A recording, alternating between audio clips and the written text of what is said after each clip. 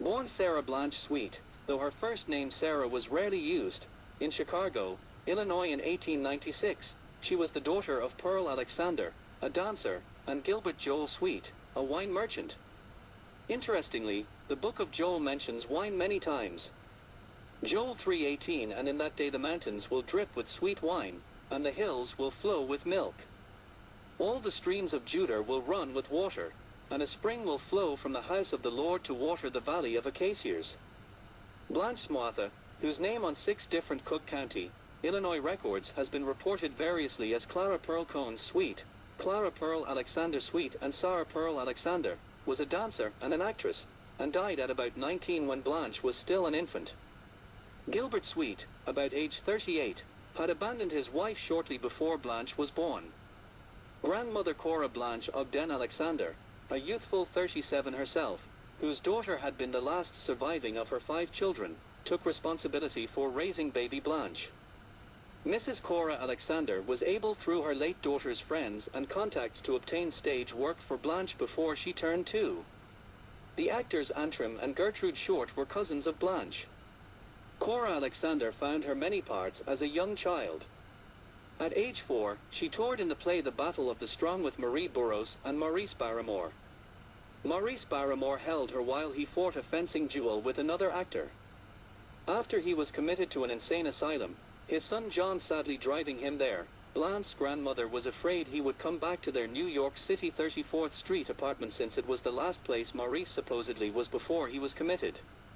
Blanche remained close with her grandmother, and the two were photographed ice skating in Hollywood in 1926.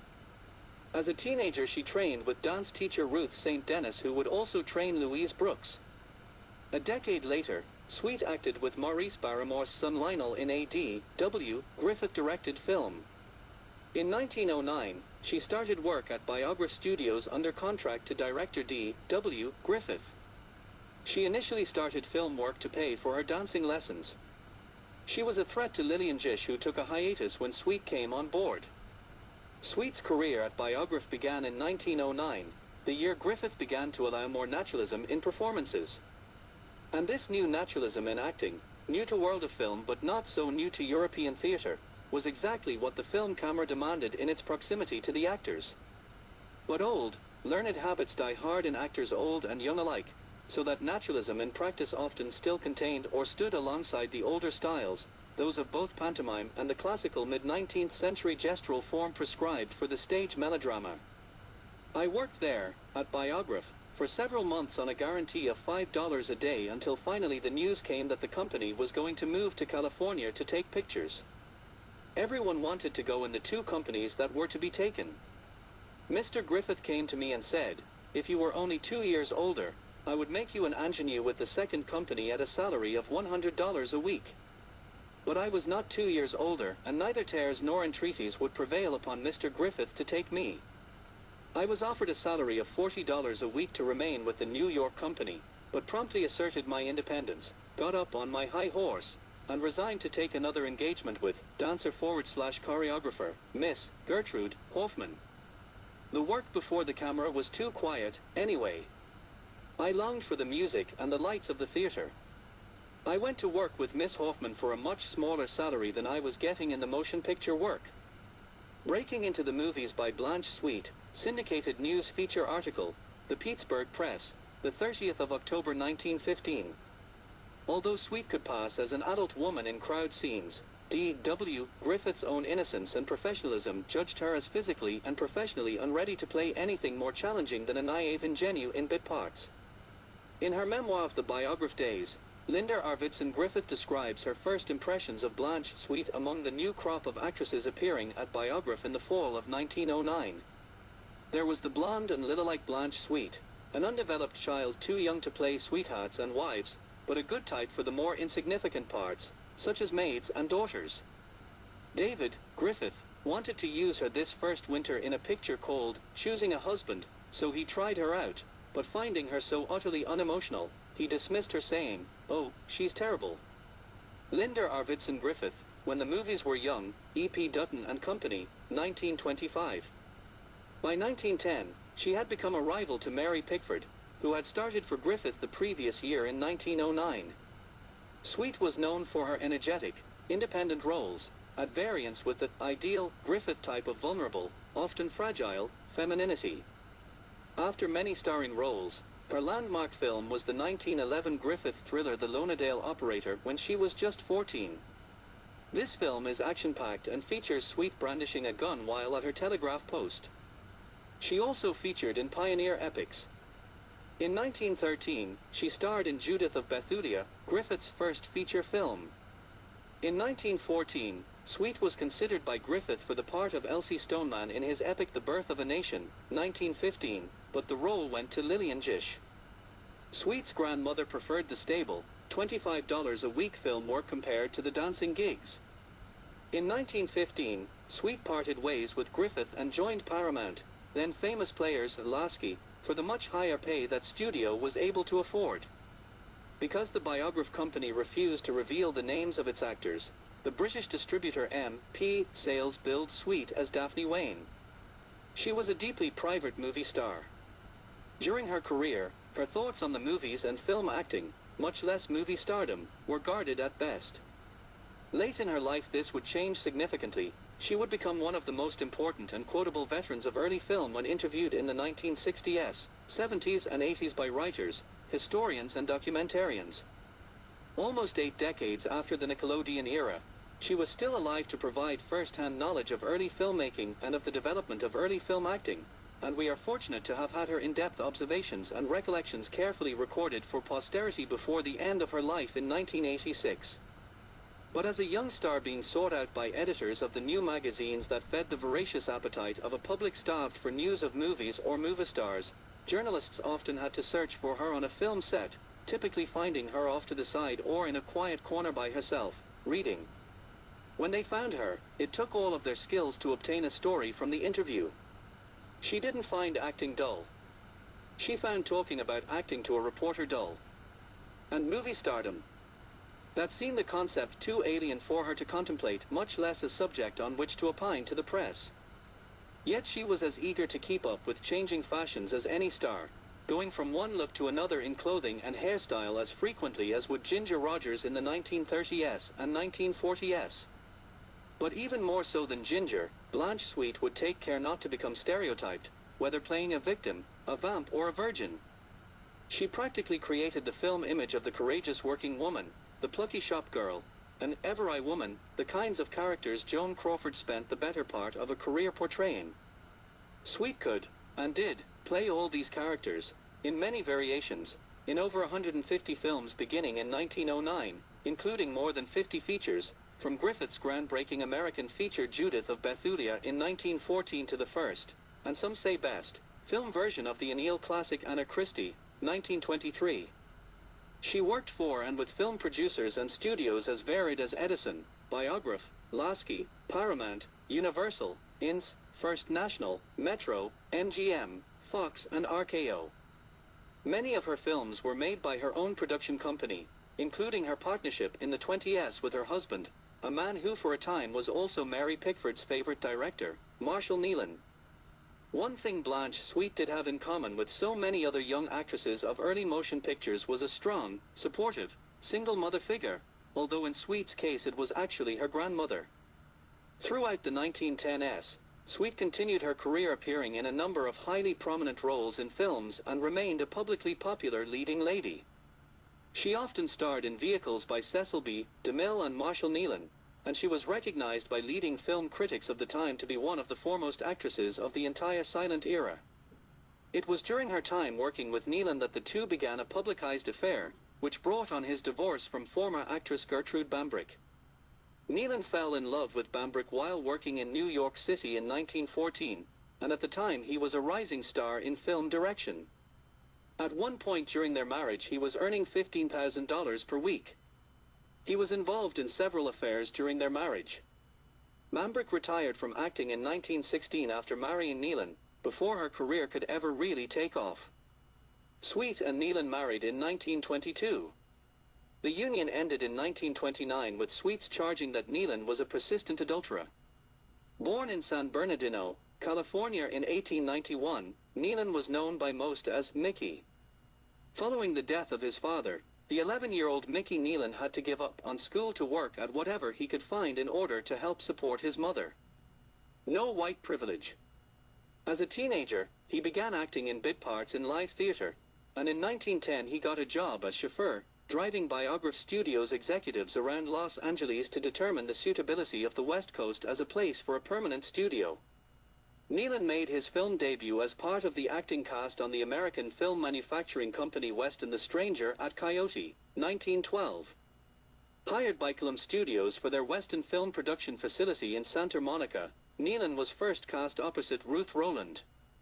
Described as confident, but egotistical at times, Neilan's talent saw him directing films within a year of joining Column.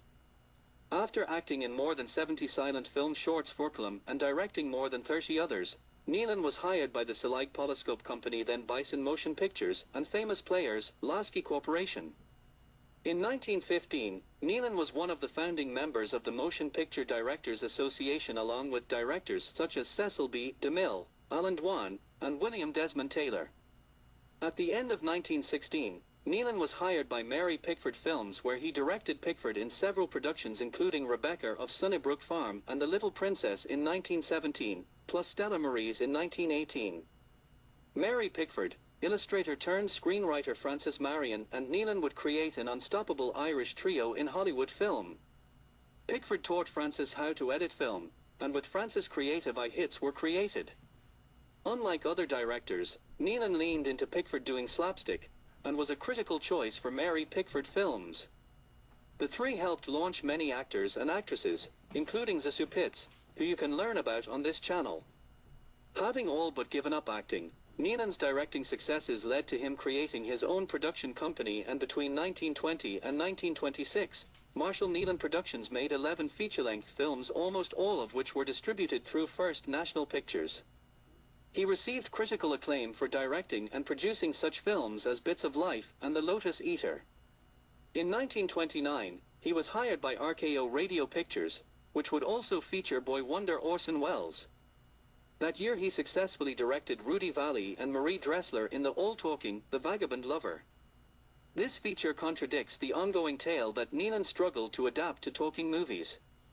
Also contrary to the legend that the film was a commercial and critical failure, except for Dressler's highly praised performance, the film was a hit, making a profit of $335,000, and was one of 4 top hits for RKO in 1929. As an Irish, Christian director, Neilan was dragged frequently by biased members of the press. His drinking was frequently highlighted, despite other directors such as Charlie Chaplin having far greater issues and having to abscond to Switzerland for them.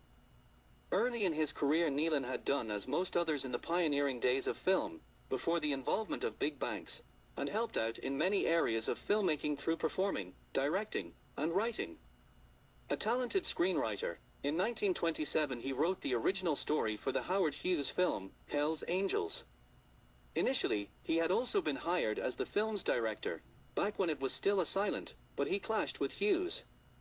Hughes' overbearing style forced him to drop out, and he was replaced a few weeks into production by a more pliable director, Edmund Goulding, due to massive reshoots, as well as the recasting of the lead role with Jean Harlow. None of the footage Neilan shot made it into the final film. He was then hired by Hal Roach Studios, for whom he directed a few films in 1930, and he made his final directorial effort in 1937. He adapted American classics such as The Adventures of Tom Sawyer in 1938. Having battled alcoholism for a large part of his adult life, 20 years after he made his last film, Neilan returned to acting on the screen in a small role portraying an aging and stupid United States Senator in the Elia Kazan film, A Face in the Crowd. The title was apt. In 1955, Neilan was awarded the George Eastman Award, given by George Eastman House for distinguished contribution to the art of film. The George Eastman House is frequently mentioned as the group that resurrected star Louise Brooks. In recognition of his contribution to the motion picture industry, in 1940 the Directors Guild of America conferred on him an Honorary Life Member Award. He later received a star on the Hollywood Walk of Fame at 6233 Hollywood Boulevard. Marshall Neilan married actress Gertrude Bambrick in 1913, with whom he had a son, Marshall Neilan, Jr., their only child. Neilan Jr. became an accomplished film critic. A year after he and Bambrick divorced in 1921, Neilan married actress Blanche Sweet, whom he directed on several occasions. They too divorced in 1929. Blanche Sweet, who had the honor of being married to Neilan, and whom he directed in The Sporting Venus, 1925, told Charles Silver, a director of Momar Horror Story, about coming home to her brand new house and finding Mickey, John Barrymore, and other pals competing to see who could spit the most tobacco onto the ceiling. You can learn more about John Barrymore on this channel. During the early 1920s, Sweet's career continued to prosper, and she starred in the first film version of Anna Christie in 1923. The film is notable as being the first Eugene O'Neill play to be made into a motion picture. Of Sweet's performance, the New York Times wrote, "It would be difficult to imagine any actress doing better in this exacting role." In successive years, she starred in Tess of the D'Urbervilles and The Sporting Venus, both directed by Neilan. Sweet soon began a career phase as one of the newly formed MGM Studios' bigger stars. Sweet made just 3 talking pictures, including her critically lauded performance in Showgirl in Hollywood, 1930, then retired in 1930 and married stage actor Raymond Hackett in 1935. Hackett's career had largely ended in 1931. The marriage lasted until Hackett's death in 1958. Like Sweet, Hackett had been a child actor. Raymond Hackett, a few years Sweet's junior and born in 1902, was an American stage and screen actor. His nickname was Master Raymond Hackett, and he had been a child actor on the Broadway stage. He was the brother of Albert Hackett, an American actor, dramatist and screenwriter most noted for his collaborations with his partner and wife Frances Goodrich. Both Hackett brothers attended the Professional Children's School in New York, which sculpted children for the stage. Raymond was born in New York City, the son of Maurice Hackett and Florence Hackett, née Hart. His mother was later a silent screen actress. Hackett's first wife was Myra Hampton. The marriage was dissolved. His second wife was the actress Blanche Sweet. Sweet spent the remainder of her performing career in radio and in secondary stage roles on Broadway. Eventually, her career in both of these fields faded, and she began working in a department store in Los Angeles. In the late 1960s, her acting legacy was resurrected when film scholars invited her to Europe to receive recognition for her work. In 1975, she was honored with the George Eastman Award for Distinguished Contribution to the Art of Film. In 1980, Sweet was one of the many featured surviving silent film stars interviewed at length in Kevin Brownlow's documentary Hollywood. She considered a half-hour documentary film her biography. This was the 1982 documentary by Anthony Slide, titled Portrait of Blanche Sweet, in which she talks of her life and her career. On the 24th of September 1984, a tribute to Sweet was held at the Museum of Modern Art in New York City and again in 1996. Sweet died of a stroke in New York City on the 6th of September 1986. Her ashes were later scattered within the Brooklyn Botanic Gardens under lilacs named for her, the Blanche Sweet lilacs. Blanche Sweet lilac features showy panicles of fragrant sky blue flowers rising above the foliage in early spring, which emerge from distinctive violet flower buds. The flowers are excellent for cutting. It has bluish-green deciduous foliage. The heart-shaped leaves turn an outstanding deep purple in the fall. This shrub can grow up to 12 feet tall, not a bad legacy for Blanche Sweet.